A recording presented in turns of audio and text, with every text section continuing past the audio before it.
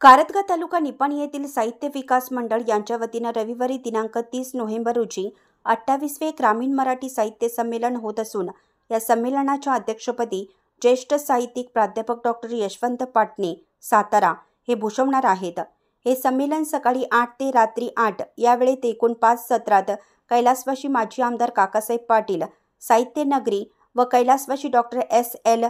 भैरप्पा व्यासपीठ DS Nadge college पटांगण येथे हे संमेलन होणार असल्याची माहिती साहित्य विकास मंडळाचे अध्यक्ष कुमार हेगडे यांनी दिली। ते कारतगा येथील DS नाडगे हायस्कूलच्या सभागृहामध्ये आयोजित पत्रकार परिषदेमध्ये बोलत होते। प्रारंभी प्रकाश काशीत यांनी स्वागत करून मंडळाच्या कार्याचा आढावा घेतला। यावेळी बोलताना हेगडे पुढे म्हणाले, या साहित्य संमेलनाचे औचित्य साधून योग, प्राणायाम, मोफत आरोग्य तपासणी शिबिर व निबंध स्पर्धाही घेण्यात आल्या आहेत।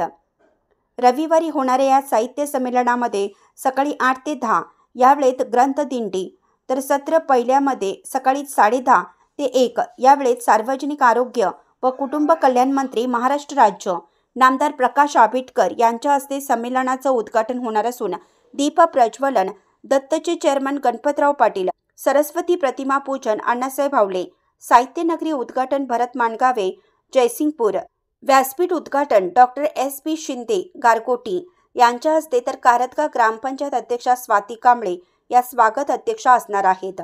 यावेळी वसंत गायकवाड यांच्या हस्ते प्राध्यापक डॉक्टर अच्युत माने निपाणी स्मरण यात्रा, तर पत्रकार संजय अवघडे यांच्या अमृतधारा धर्म, अध्यात्म आणि जीवन मूल्ये या पुस्तकांचं प्रकाशन होणार आहे। दुपारी 12 ते 1 संमेलन अध्यक्ष प्राध्यापक डॉक्टर यशवंत पाटणे यांचे अध्यक्षीय भाषण, दुपारी 1 ते 2 या वेळेत दुसऱ्या सत्रात डॉक्टर आलोक जत्राटकर, जनसंपर्क अधिकारी शिवाजी विद्यापीठ कोल्हापूर यांचे शिक्षण, समाज व संस्कृती विषयावर व्याख्यान होणार आहे। सत्र तिसरे 2 ते 3:30 सुप्रसिद्ध साहित्यिक संजय कळमकर अहिल्यानगर यांचा कथेचा हा विनोदी कार्यक्रम होणार आहे।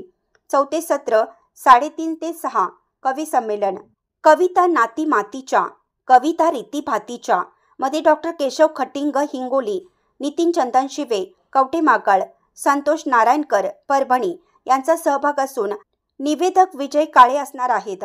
शेवटच्या 5व्या सत्रात संस्कृतीचा लोकरंग यामध्ये ज्ञानेश काळे चंद्रे आणि सहकलाकार यांचा ग्रामीण संस्कृती व परंपरांचा लोकाविष्कार कार्यक्रम होणार आहे। या साहित्य संमेलनास अनेक मान्यवर साहित्यिक व ग्रामस्थ उपस्थित असणार असल्याचे हेगडे यांनी यावेळी सांगितलं। आभार इम्रान पटेल यांनी मानले। या पत्रकार बैठकीत साहित्य विकास मंडळाचे पदाधिकारी उपस्थित होते। बोरगावहून अजित कांबळे।